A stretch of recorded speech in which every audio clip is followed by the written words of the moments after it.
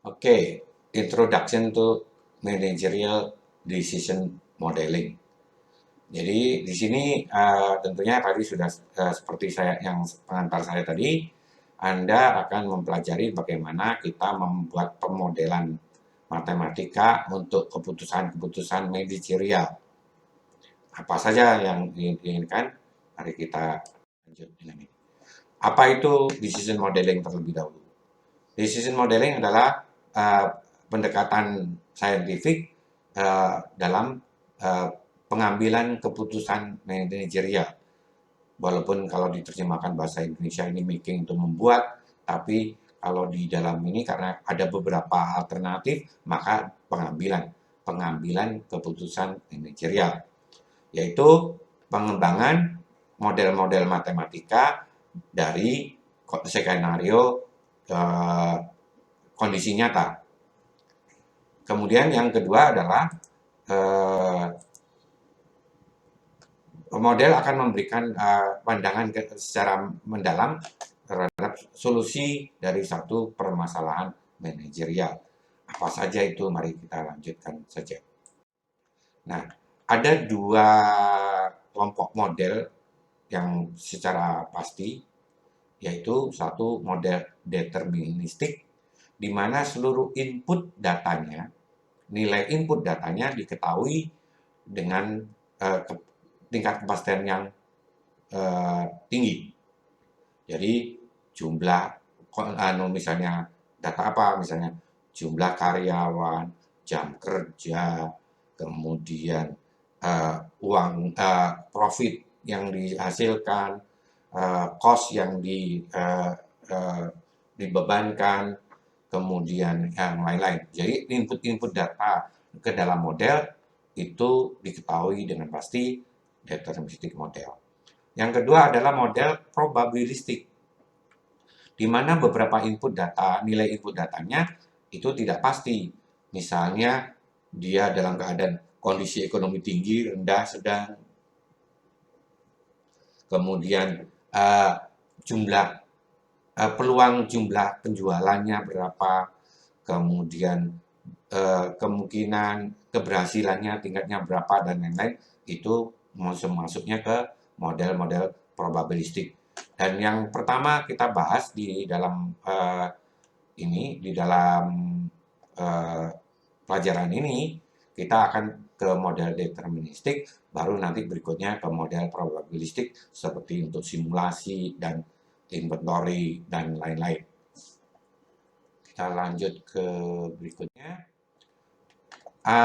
Kemudian kalau kita bandingkan ada data yang bersifat kualitatif dan ada data yang bersifat kuantitatif.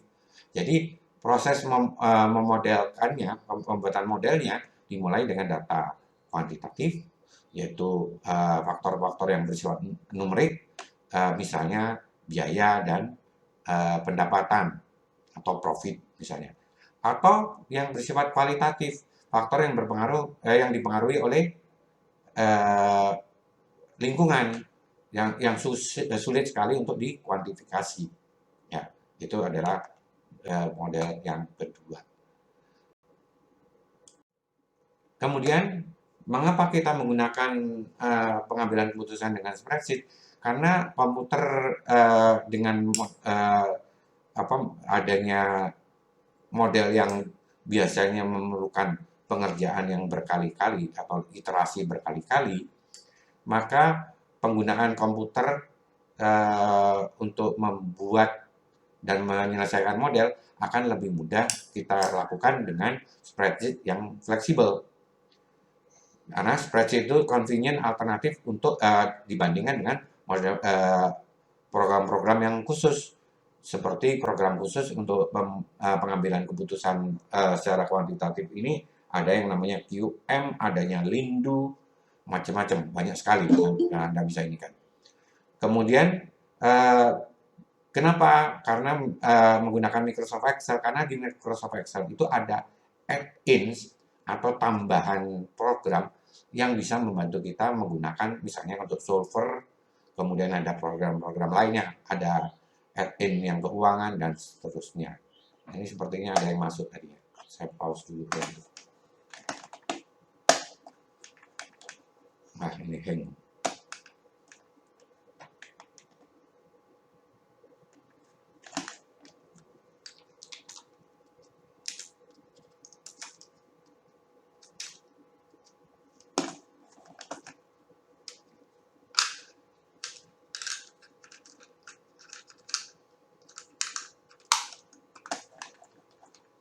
Oke.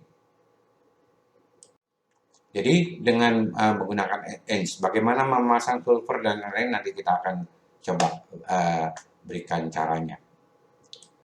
Yang belum ya. Nah, secara umum maka langkah dalam pengambilan permodelan keputusan itu dimulai dengan formulasi, ya, dimulai dengan formulasi, kemudian dilanjutkan dengan solusi, pembuatan solusi, serta interpretasi dengan ditambahkan lagi analisis sensitivitas untuk mengetahui apakah kalau ada perubahan sumber dayanya dia akan berubah mempengaruhi model atau tidak gitu ya. Jadi ada 3 langkah utama di mana formulasi adalah menerjemahkan masalah skenario permasalahan dari kata-kata menjadi model matematika. Jadi dari cerita menjadi model matematik. Solusi adalah menyelesaikan model untuk menghasilkan solusi yang optimal. Jadi solusi optimal bisa maksimum, bisa minimum, bisa angka tertentu. Itu adalah satu solusi yang optimal. Kemudian menerjemahkan, menganalisis hasilnya, dan mengimplementasikan solusinya, serta menganalisis apakah kalau ada perubahan sumber daya input, itu akan berpengaruh pada keputusan secara kepada model, dan tentunya akan berpengaruh pada keputusan. Kita lanjut ke berikutnya. Nah, detailnya dalam formulasi, ya, maka kita mulai dengan mendefinisikan permasalahannya, mengembangkan modelnya. Setelah modelnya ada, baru kita cari datanya atau mengumpulkan datanya, kemudian mengembangkan atau menghasilkan solusinya, ya.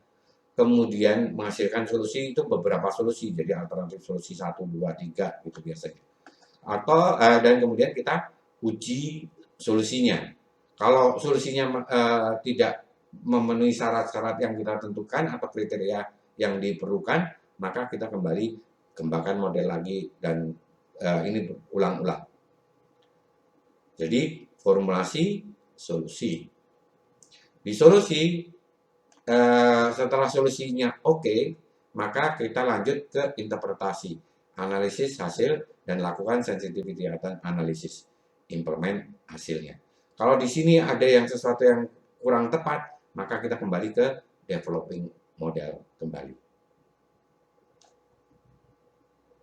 Itu prosedurnya ya. Kita bisa formulasikan dengan Excel. Nanti kita perlihatkan pada Anda bagaimana dia ininya. Nah, ada lagi modelnya, model untuk break-even point, break-even analysis. Analisis titik impas, di mana rumusnya adalah profit sama dengan revenue dikurangin biaya. Revenue adalah harga jual kalikan jumlah unit yang dijual. Cost adalah fixed cost. Saya kira kalau akuntansi ngerti, ini pasti nggak usah saya jelaskan lagi. Dan variable cost per unit dikalikan jumlah unit yang terjual atau dijual. Ini adalah model break-even point. Model-modelnya seperti ini. Ada model yang lainnya.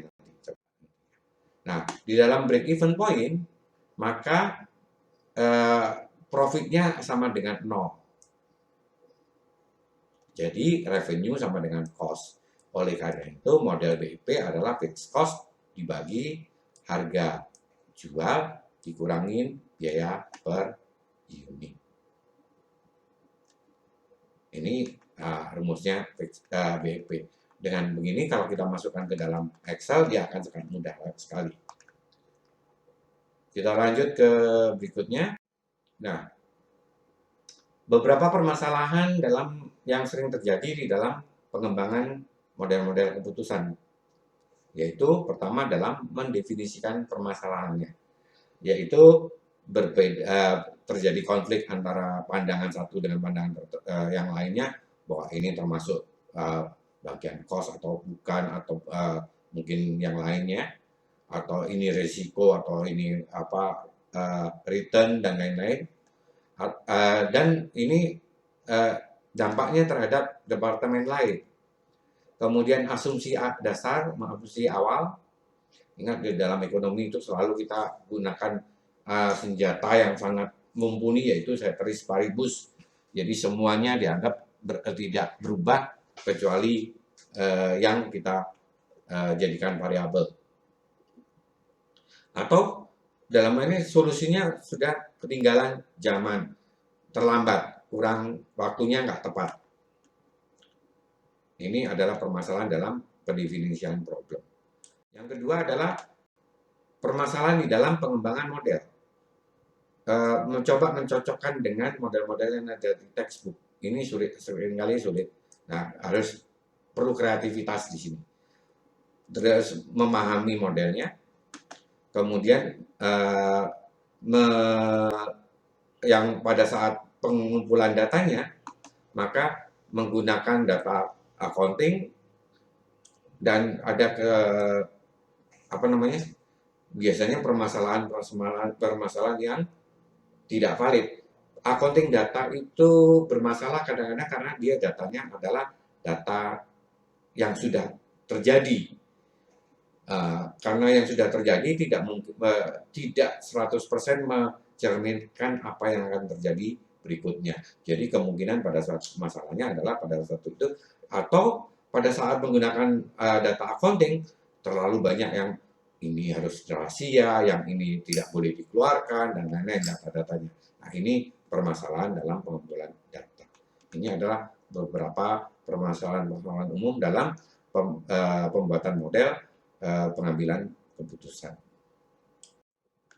Kemudian problem yang lainnya adalah pada saat developing a solution atau mengembangkan keputusannya, yaitu karena kesulitan dalam memahami model matematiknya, atau keterbatasan hanya pada modelnya menghasilkan satu keputusan saja. Itu juga menjadi tidak ada alternatif keputusan. Dan ada lagi pada saat kita menguji solusinya atau menganalisis hasilnya serta mengimplementasikan, ini juga sering kita mengalami permasalahan. Oke, itu adalah beberapa